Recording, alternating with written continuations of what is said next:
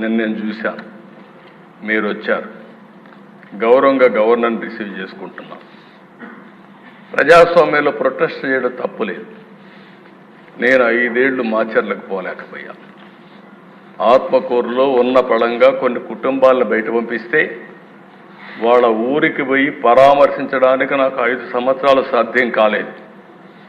వినుకొండలో హత్య జరిగిందంటే ఆనాటి ముఖ్యమంత్రి పోతే ఇక్కడ ఎవరూ అబ్జెక్షన్ చెప్పాల. అది వాళ్లకు మనకు ఉండే వ్యత్యాసం. ప్రజాస్వామ్య పద్ధతిలో వాళ్ళు ఏం చేసినా నేను ఎక్కడ అబ్జెక్షన్ చేయను అధ్యక్ష. నిన్న అక్కడికి వస్తే గవర్నర్ వస్తూ ఉంటే అప్పుడే వచ్చి గవర్నర్ వచ్చే సమయంలో ఆయనకు అడ్డం పడాలని ప్రయత్నం చేస్తున్నారంటే అది ఏ విధంగా సంస్కారం అయితే నాకు అర్థం కాలేదు అధ్యక్ష.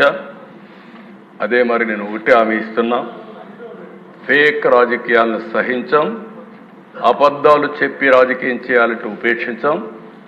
31 మందిని చంపారన్నారు. 31 మంది పేర్లు ఇమ్మంటే పేర్లు ఇవ్వకుండా 31 మందిని చంపేశారు. ఎవరు వాడు? 36 మంది పేర్లు లేకుండా 36. ఏమంటారు?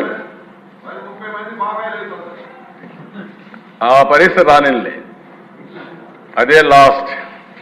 మీరు గుర్తుపెట్టుకోవాలి, అదే కడపటిది కావాలి. ఆ రోజు కూడా నేను చూశాను, నిద్రలేశాను సీఎంగా. సాక్షి స్క్రోలింగ్ వచ్చింది. ఆ స్క్రోలింగ్లో వివేకానంద రెడ్డి హార్ట్ అటాక్ గుండెపోటుతో చనిపోయాడు, అయ్యో పాపం అని నేను కూడా బాధపడ్డా. అంటే ఒక ముఖ్యమంత్రిని కూడా మభ్య పెట్టగలిగారు.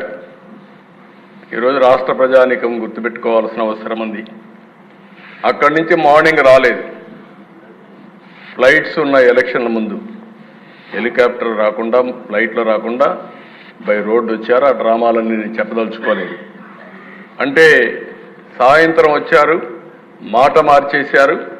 నెక్స్ట్ డే నారాసుర రక్త చరిత్ర, నా చేతిలో కత్తి. అంటే అధ్యక్ష అలాంటివన్నీ చేసి నాటకాలు ఆడే పరిస్థితికి వచ్చారు. ఏదేమైనా ఇలాంటి సమస్యలన్నిటికీ ఒకటే మార్గం, ప్రజా చైతన్యం, ప్రజల్ని అప్రమత్తం చేయడం తప్ప వేరే మార్గం లేదు. తప్పకుండా నేను ఒకటే చెప్తున్నా, ఫేక్ రాజకీయాలు సహించాం. ఎవరి బెదిరింపులకు భయపడే పరిస్థితిలో ఈ ప్రభుత్వం లేదని మరొకసారి హెచ్చరిస్తున్నా, గట్టిగా చెప్తున్నా. లా అండ్ ఆర్డర్ పరిరక్షిస్తాం. లా అండ్ ఆర్డర్ని ఎవరు వైలేట్ చేసినా, ఎవరు వాళ్ళ చేతుల్లో తీసుకోవాలన్నా వాళ్ళందరినీ నిర్మోహమాటంగా హ్యాండిల్ చేస్తాం.